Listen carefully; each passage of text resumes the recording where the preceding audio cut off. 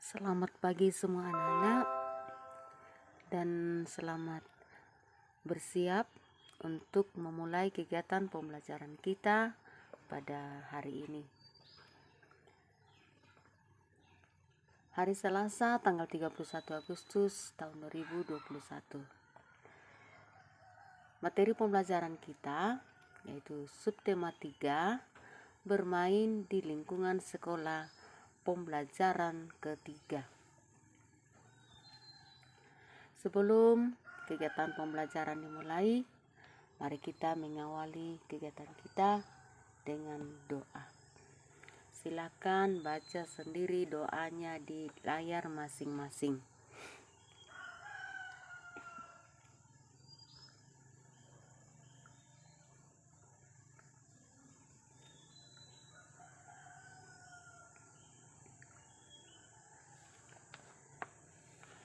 Baik, kita lihat muatan pembelajaran kita, yaitu bahasa Indonesia, matematika, dan SBDP. Dengan materi pembelajarannya adalah menemukan arti kata dan menulis kalimat. Materi yang kedua, menentukan bentuk pembagian berdasarkan soal cerita, menghitung hasil dengan pengurangan berulang. Materi yang ketiga, menjelaskan fungsi alat-alat menggambar. Jadi itu yang kita akan pelajari pada hari ini. Kita akan mulai melihat beberapa kata yang terdapat dalam teks bacaan halaman 68. Pada teks itu berjudul pertandingan bulu tangkis. Teksnya boleh dibaca sendiri. Bulu tangkis pasti kalian juga sudah pernah melaksanakannya atau bermain bulu tangkis di rumahnya masing-masing.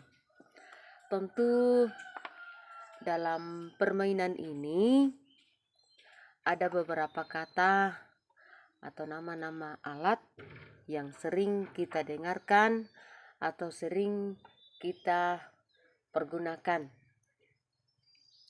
Yang pertama, kita lihat misalnya pertandingan. Pertandingan artinya perlombaan dari dua regu.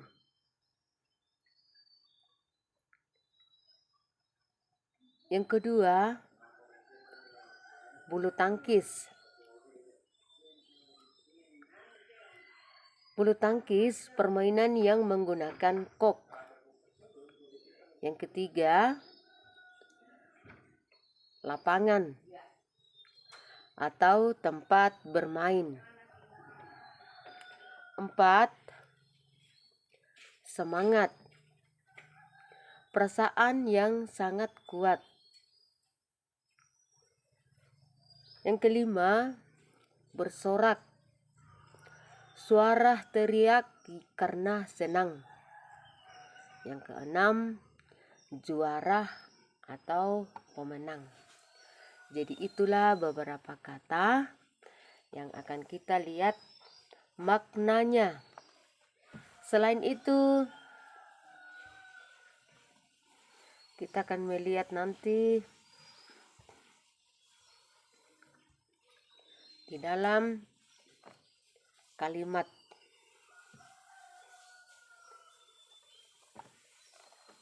Jadi kita membuat kalimat dengan menggunakan kata-kata yang tadi. Kita lihat mulai dari yang pertama, yaitu pertandingan.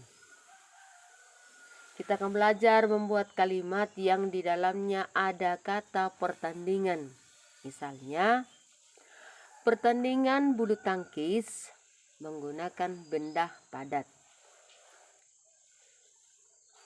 Kalimat yang kedua, misalnya bulu tangkis.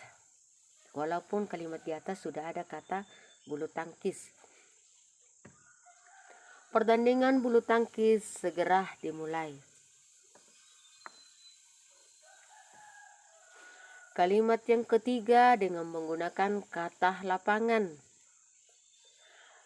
Bermain sepak bola sebaiknya kita di lapangan.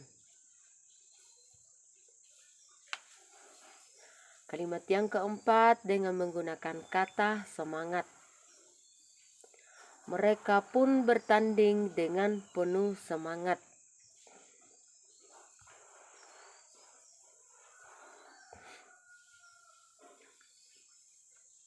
Kalimat yang kelima dari kata bersorak. Semua siswa di kelas Joni pun bersorak gembira. Kalimat yang keenam dengan kata juara. Kita lihat. Joni sangat gembira karena mendapat juara. Dari 6 kata tersebut, kita buatkan kalimat. Masih ada kata-kata lain yang bisa dibuatkan kalimat. Atau kita lihat dalam teks bacaan tadi. Boleh dibuatkan bentuk kalimat lain dari kata-kata tersebut. Yang menjadi catatan adalah pertama, setiap awal kalimat ditulis dengan huruf kapital atau huruf besar. Apakah itu nama orang atau nama hari atau bukan, yang jelasnya awal kalimat selalu ditulis dengan huruf besar atau huruf kapital.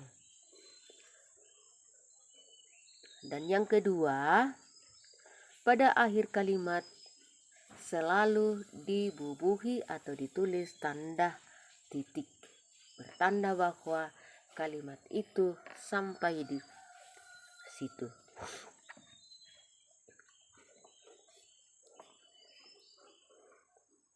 Semoga dengan penjelasan ini anak-anak bisa menyimak dengan baik dan bisa mengerti cara membuat kalimat. Walaupun kita sudah pelajari pada pembelajaran yang telah kita lewati. Boleh juga dicatat yang dianggap perlu. Baik, kita lanjut dengan materi kita yang kedua, yaitu menentukan bentuk pembagian berdasarkan soal cerita, menghitung hasil dengan pengurangan berulang. Sekali lagi, Bu Guru sampaikan bahwa pembagian itu sama dengan pengurangan secara berulang sampai mendapatkan hasil 0 atau hasilnya habis. Kita mulai lihat, misalnya pada buku teks halaman 69. Ada 36 siswa dari kelas Nina. Ibu guru membagi tempat duduk siswa 9 deret sama banyak. Berapa banyak siswa setiap deret? Nah, ada tabel di situ, ada 9 deret dari atas. Untuk mencari hasil pembagian dari 36 dibagi 9 sama dengan. Cara ini adalah cara yang kedua, yaitu pengurangan secara berulang mendatar atau berjejer ke samping. Yang pertama itu kita mengurang secara berulang untuk menurun. Hasilnya sama, cuma yang membedakan di sini anak-anak adalah cara menurun dan berjejer ke samping. Tetapi pengurangannya tetap sama. Misalnya pada soal yang ada di depan kita, yaitu 36 dibagi 9. Jadi 36 dikurang 9 sama dengan 27. 27 dikurang 9 sama dengan 18. 18 dikurang 9 sama dengan 9. 9 dikurang 9 sama dengan 0. Maka selesailah pengurangan secara berulang karena sudah habis. Sekarang kita akan melihat berapa kali kita mengurang sampai habis, yaitu 4 kali mengurang. Maka hasil dari 36 dibagi 9 sama dengan 4. Jadi hasilnya ini dalam pembagian sama dengan cara yang pertama, berapa kali kita mengurang. Semoga bisa diikuti atau bisa disimak dengan baik. Berikut kita lihat yang kedua. Cara pengurangan berulang dalam pembagian. Misalnya 12 dibagi 4 sama dengan 12 dibagi 4 dikurang 4 sama dengan 8. 8 dikurang 4 sama dengan 4. 4 dikurang 4 sama dengan 0. Berapa kali kita mengurang sampai habis? 3 kali. Maka 12 dibagi 4 sama dengan 3. Karena 3 kali kita mengurang sampai hasilnya 0. Sekali lagi diingatkan bahwa pengurangan secara berulang hasilnya sampai 0. Berikut kita lihat lagi satu kali lagi cara pengurangan secara berturut-turut. Misalnya 18 dibagi 3 sama dengan berapa kali kita mengurang angka 3 sampai habis. Kita boleh hitung pada layar kita, yaitu baris yang kedua dari warna merah. 1, 2, 3, 4, 5, 6. Berarti 18 dibagi 3 sama dengan 6. Mengapa kita langsung memilih angka 6? Karena 6 kali kita mengurang sampai habis. Bentuk pembagian dalam gambar. Misalnya pada gambar nomor 2, yaitu gambar bintang, terdapat 12 gambar bintang. Bentuk pembagiannya adalah 12 dibagi 3. Jadi 12 gambar dibagi 3 kelompok, maka setiap kelompok mendapat 4 bintang. Cara pembagiannya di sini dibagi 3, kita bagi lurus. Oke, dari kiri ke kanan. Karena 3 baris, setiap baris terdapat 4 bintang. Jadi kita bagi 3 baris. Baris pertama 4 bintang, baris kedua 4 bintang, baris ketiga 4 bintang. Maka hasil dari pembagian dalam bentuk gambar 12 dibagi 3 kelompok adalah 4. 4 buah bintang. Jadi bentuk pembagian dalam soal cerita kita bawa dalam pembagian diselesaikan juga dalam bentuk pengurangan secara berulang. Pengurangan bilangan, pembagian bilangan kita juga selesaikan dalam pengurangan secara berulang sampai habis. Pembagian bilangan dalam bentuk gambar, kita akan melihat gambar membagi secara habis dengan memberi kotak atau pembatas. Dalam ketiga bentuk pembagian ini,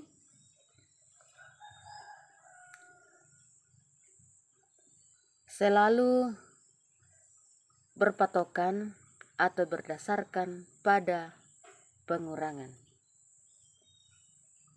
Kalau perkalian itu pada penjumlahan. Kalau pembagian berkaitan dengan pengurangan secara berulang. Semoga dengan penjelasan ini bisa dimengerti dan bisa disimak dengan baik. Baik, anak-anak sekalian, kita lanjut dengan materi kita yang ketiga, yaitu menjelaskan fungsi alat-alat gambar. Pada pertemuan kita yang lalu, kita sudah menyebutkan contoh-contoh dari alat dalam menggambar. Semoga dengan setiap alat tersebut kita bisa menggunakannya sesuai dengan fungsi alat masing-masing.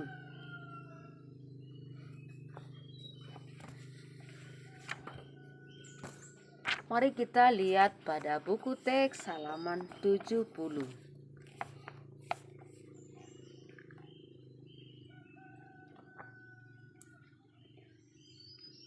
Pada buku teks halaman 70 dijelaskan tentang fungsi alat-alat dalam menggambar. Misalnya kita membuat gambar imajinatif. Kita sudah tahu apa itu gambar imajinatif? Adalah gambar yang tidak nyata berdasarkan pemikiran kita atau hayalan kita masing-masing. Misalnya buku gambar adalah tempat untuk menggambar. Bukan kertas bergaris, tetapi kertas putih polos yang biasa disebut buku gambar. Alat yang kedua, misalnya pensil, adalah alat untuk membuat gambar sketsa atau gambar awal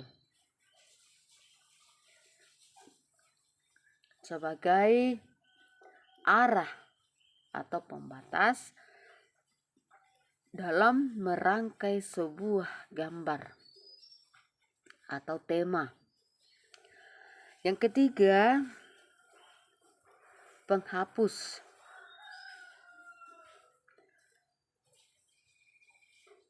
Penghapus digunakan untuk menghapus sebelum diberi warna atau menghapus gambar yang salah. Kalau pulpen ya tentu tidak bisa dihapus dengan stip atau penghapus. Yang keempat, pensil warna digunakan untuk mewarnai gambar sesuai dengan warna asal dari setiap gambar kita. Sekali lagi, Bu Guru ambil contoh sebuah pohon atau bunga. Berilah warna pohon sesuai dengan warna yang sebenarnya. Yang kelima, misalnya penggaris atau mistar. Digunakan untuk membuat garis pinggir atau garis lurus pada gambar kita. Kiranya demikian nama-nama alat menggambar beserta dengan fungsinya. Semoga bisa disimak, bisa dipahami dengan baik. Ini menjadi catatan penting buat kita. Boleh ditulis ulang kembali sebagai catatan dalam buku catatan dan bisa dipelajari kembali. Maka dengan demikian uraian materi kita pada hari ini sampai di sini. Sekali lagi Bu Guru harapkan supaya dibaca ulang kembali secara pelan-pelan dan bisa dipahami, terlebih dalam perhitungan atau pembagian. Dan yang terakhir, kita lihat ada tugas pada halaman 72. Ada 2 soal, masing-masing terdiri dari 3 poin. Soal yang pertama, tuliskan makna kata dari 1. Bermain, 2. Kelompok, 3. Sekolah. Yang kedua, tuliskan fungsi dari 1. Krayon, 2. Pensil, 3. Buku gambar. Hanya itu dulu tugas yang kita kerjakan pada hari ini. Semoga bisa dikerjakan dengan baik, dengan rapi dan bersih. Selalu diingatkan untuk latihan menulis tegak bersambung. Jangan lupa menggunakan huruf kapital dengan tepat. Silakan ambil sikap doa untuk menutup kegiatan kita. Baca doa yang ada di layar masing-masing.